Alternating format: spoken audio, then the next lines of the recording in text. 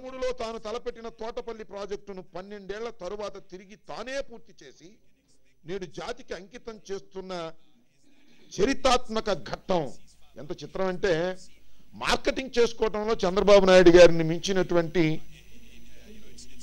Marketing manager ప్రపంచంలో ఎవరు ఉండరని అనుకుంటున్నాను నేను. ఎందుకంటే 2012లో ఆయన శంకుస్థాపన చేశారు,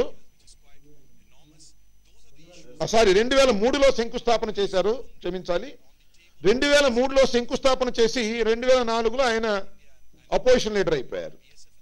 మొన్న ఈ మధ్యనే సంవత్సరం తర్వాత ఆయన ముఖ్యమంత్రిగా అయిన తర్వాత ఇప్పుడు ఆయన కష్టపడి పూర్తి చేశాను అంటున్నాడు. ఈ 12 సంవత్సరాల పాటు రాష్ట్రంలో ఏం జరిగిందో చంద్రబాబు నాయుడు గారికి తెలియదా? రాజశేఖర రెడ్డి గారు పర్యవేక్షణ చేసి దీన్ని శ్రమించి పూర్తి చేయాలనే పట్టుదలతో తోటపల్లి ప్రాజెక్టుని పూర్తి చేస్తే ఇవాళ ప్రారంభించి, సరే ఆయన ప్రస్తావన చేసి ఆయన మెచ్చుకునే సంస్కారం మీకు లేదని తెలుసు, కానీ మిమ్మల్ని మేము ఆపాదించుకునే కార్యక్రమం అంతా నేనే కష్టపడి చేశాను, గట్లంబడి తిరిగాను, ఇలాంటి ప్రచారం చేసుకోవటం చూస్తుంటే అసలు సిగ్గుందా లేదా నాకు అర్థం కావట్లేదు. చంద్రబాబు నాయుడు గారు ఎవరో చేసిన పనిని నేను చేశానని చెప్పుకోవడానికి కించిత్ సిగ్గుపడాలని మనం చేస్తున్నాం. ఆ సిగ్గు కూడా లేనటువంటి పద్ధతుల్లో ఇవాళ చంద్రబాబు నాయుడు గారు ప్రజలు నమ్ముతారనే ఉద్దేశంతో పత్రికల్లో రాంచుకోవటం, ప్రకటనలు ఇచ్చుకోవటం చేస్తూ ఉంటే చాలా బాధ కలుగుతా ఉన్నది.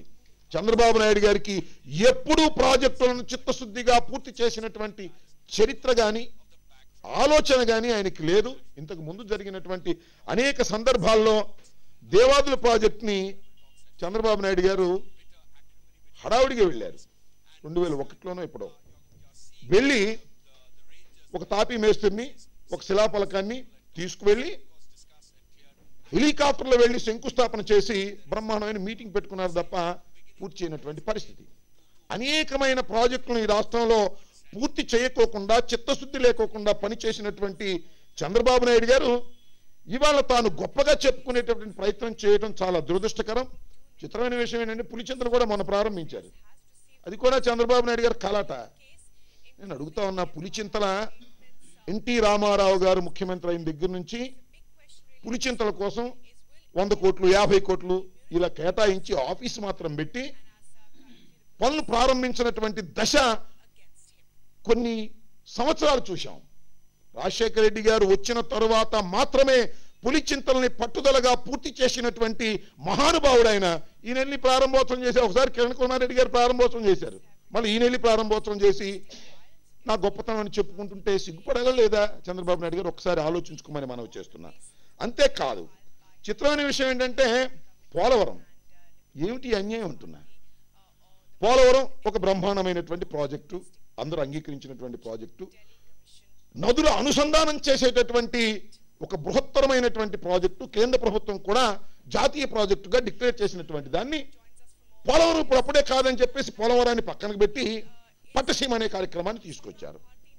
పట్టసీమకు 1300 కోట్ల రూపాయలు కేటాయిస్తే ఆ రోజున చెప్పారు అందరూ కూడా, పట్టసీమ సరైనది కాదు, పోలవరాన్ని మీరు దిగునీకృత ఉత్సాహంతో పూర్తి చేసి మంచి పేరు తెచ్చుకోండి అంటే, లేదు అది ఇప్పుడప్పుడే కంప్లీట్ కాదు కాబట్టి నదులు అనుసంధానం చేసేస్తామని చెప్పేసి నీళ్ళన్నీ సంవత్సరంలో ఆగస్టులో 15వ తారీఖున ఇవ్వకపోతే అప్పుడు చూడండి అని ప్రగల్భాలు పలికినటువంటి చంద్రబాబు నాయుడు గారు ఆగస్టు 15 మాత్రం నీళ్ళు ఇవ్వకపోయినా అనుసంధానం జాతికి అంకితం చేశాడట. కామెడీ షోలాగా నడుస్తూ ఉన్నది వాళ్ళ. ఆ తర్వాత పోనీ పట్టసీమ పూర్తి అయిందంటే పట్టసీమ పూర్తి కాకుండా నదులు అనుసంధానం అయిపోయినాయట. నిన్న పాపం చంద్రబాబు నాయుడు గారి అండ్ కంపెనీ వారందరూ కూడా ఆ నదులు అనుసంధానమైనటువంటి తీరు ప్రజలకు ఎక్స్ప్లెయిన్ చేస్తూ ఆ నీళ్ళల్లో మునిగి తేలుతున్నారు, కుంకాలు కొట్టుకుంటున్నారు, పసుపులు రాస్తున్నారు, ఆర్భాటాలు చేస్తున్నారు. ఏంటిది నాకు అర్థం కాలేదు. ఏమిటి పార్స్ అంతా ఏం చేస్తున్నారు? పోనీ మీరు పోలవరాన్ని పక్కన పెట్టారు, పట్టిసీమ మొదలెట్టారు. పట్టిసీమ అయినా పూర్తయిందా? పట్టిసీమ కాదట, అదేంటి తాడిపూడి ఆల్రెడీ ఎగ్జిస్టెన్స్ లో ఉన్నటువంటి ప్రాజెక్టు నుంచి నీళ్లు తీసుకొచ్చి దీనిలో పెట్టారట. నదుల అనుసంధానం అయిపోయింది హో అని పెద్ద పెద్ద కేకలు వేస్తున్నారు. ఏమిటి ఇదంతా కామెడీ నాకు అర్థం కాల. నదుల అనుసంధానం కాలేదు, నిధులు అనుసంధానమయ్యాయి. ప్రభుత్వం నుంచి టీడీపీ ఆఫీసులోకి, ఎన్టీఆర్ ట్రస్ట్ భవన్లోకి నిధులు ట్యాప్ లాగా అనుసంధానం చేసుకుని బొక్కాలని చంద్రబాబు నాయుడు గారు ప్రయత్నం చేస్తున్నది మాత్రం సఫలమైంది. నదులు అనుసంధానం కాలేదు. ఇంకా కామెడీ షోలు చేస్తున్నారు. పట్టెసీమ అంటారు, తాడిపూడి నుంచి నీళ్లు ఇస్తారు, నదులు అనుసంధానమైందంటారు. మరొకటి పూర్తిగా రుణమాఫీ అంటారు, సెలెక్టెడ్ పీపుల్కి ఇస్తామంటారు, 1,50,000 అంటారు, 4 దశలు అంటారు, ₹3.75 ఇస్తారు. ఇదన్నీ చూస్తుంటే నాకు ఒకటి గుర్తొస్తుంది. 2004లో పిసి సర్కార్ అని చాలా మందికి తెలుసు. ఈజ్ ఎ గ్రేట్ మెజిషియన్, ఇంద్రజాలికుడు. ఆయన హైదరాబాద్ షో పెడితే ఎవరో మీలాంటి పత్రికా విలేకరు ఒక ఆయన అడిగాడు, మీరు బ్రహ్మాండమైనటువంటి ఇంద్రజాలికులు, మంచి మెజిషియన్, మించిన మెజిషియనే లేడండి అంటే, అలా అనకండి ఆయన, నన్ను మించిన మెజిషియన్ మీ తెలుగు గడ్డ మీదే ఉన్నాడు, ఆయనే చంద్రబాబు నాయుడు గారు అని. ఏమిటండి నాకు అర్థం కాలేదు. నదులు అనుసంధానం అయిపోయాయా? రుణమాఫీ పూర్తయిపోయిందా? పట్టిసీమ ఏమో పూర్తి కాకోకుండానే తాడిపూడి నుంచి నీళ్లు ఇచ్చేసి పట్టిసీమ బ్రహ్మాండంగా జరిగిపోయిందని చెప్పేసి పండుగలు చేసుకొని ప్రజలను మభ్య పెడతారా? మీరు చూస్తుంటారు కొన్ని సినిమాలు, అవేమో ఫ్లాప్ అవుతాయి, అయినా కూడా సక్సెస్ అయినట్టుగా మొత్తం టూర్లు వేసుకుని బయలుదేరి వెళ్తారు అందరూ కూడా. నటులు బ్రహ్మాండంగా అయింది, బాగా జరుగుతుంది, హీరో గారు మాట్లాడతారు, విలన్ గారు మాట్లాడతారు, హీరోయిన్ గారు మాట్లాడతారు. మార్కెటింగ్లో దిట్టలైన మీరు ప్రజలను ఎందుకయ్యా ఇలా పీజీ సర్కార్ లాగా, జూనియర్ పీజీ సర్కార్ చెప్పినట్టుగా మ్యూజిషియన్గా చేసి ప్రజలను నమ్మించడానికి ప్రయత్నం చేస్తే నమ్మరు. మేక పులితోలు కప్పుకున్నా ఆ కప్పుకున్నంత చేపు చూసి భ్రమిస్తారేమో తప్ప మీరు కుయ్యంగానే మేక అనేది అర్థమైపోతుంది. దౌర్భాగ్యమైనటువంటి సంస్కృతి వాళ్ళు తీసుకొచ్చి మీరు ఈ రకంగా ప్రజల్ని మోసం చేయాలనేటువంటి ప్రయత్నం చేస్తున్నారు. ఆగస్టు 15కేమో జాతికి అంకితం చేశారు. పట్టిసీమలో పంపులు లేకోకుండానే నీళ్లు తోటపల్లి నుంచి వస్తే కృష్ణానదిలో పడిపోయినాయి అంటారు, రాయలసీమకు నీళ్లు ఇచ్చాయంటారు. ఇవన్నీ కూడా చాలా దురదృష్టకరమైనటువంటి, దౌర్భాగ్యకరమైనటువంటి పనులు నిర్వహిస్తూ మేము బ్రహ్మాండంగా చేశామనేటువంటి ప్రయత్నం చేస్తున్నారు. ఇది సరైనటువంటి పద్ధతి కాదు. చంద్రబాబు నాయుడు గారు ప్రజలకు ఏమి చేయాలనుకున్నారో అది చెప్పండి, చేసి చూపించండి తప్ప ఇంద్రజాలికుల్లాగా వ్యవహరించవద్దని ఈ సందర్భంగా వారికి చెప్పదలుచుకున్నాం. ఇంకొక అంశం ఏమిటంటే, మొన్న ఈ మధ్యనే కొన్ని కాపు సంఘాలన్నీ కూడా జగన్మోహన్ రెడ్డి గారిని కలిసి ఒక మెమోరాండాన్ని ఇవ్వటం జరిగింది. వారి ఉద్దేశం ఏమిటంటే, అధికారంలో ఉన్నటువంటి తెలుగుదేశం పార్టీ ఎన్నికలకు ముందు అన్ని కులాలకు ఇచ్చినట్టుగానే కాపు కులానికి కూడా కొన్ని వాగ్దానాలు ఇచ్చింది. మేనిఫెస్టోలో కూడా పొందుపరచడం జరిగింది.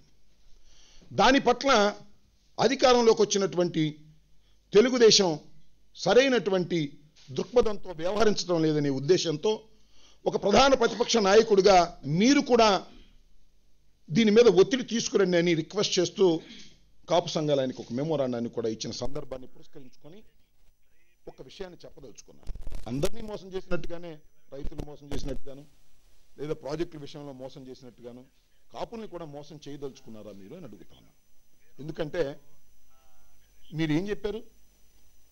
కాపు, తెలగ, బలిజ, ఒంటరి మొదలైన కులాల వారికి ఆర్థికంగా ఆదుకునేందుకు 5 సంవత్సరాల్లో 5,000 కోట్లు కేటాయించి వారి సంక్షేమానికి ఖర్చు చేస్తామన్నారు. ఇప్పటికి 1 సంవత్సరం పూర్తి అయిపోయి 2వ సంవత్సరంలోకి పాలన అడుగు పెట్టింది. ఎంత ఇచ్చారు మీరు? 100 కోట్లు ఇచ్చారు.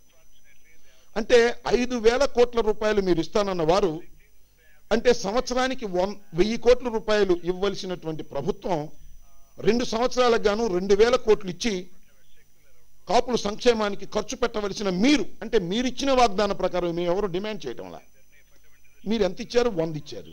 100 ఇచ్చి ఒక కార్పొరేషన్ ఒకదాన్ని ఏర్పాటు చేశారు. 100 మీరు 2,000 ఇవ్వాల్సిన దానికి 100 ఇచ్చి మీరు సర్దుకోమనడం సమంజసం కాదు చంద్రబాబు నాయుడు గారు.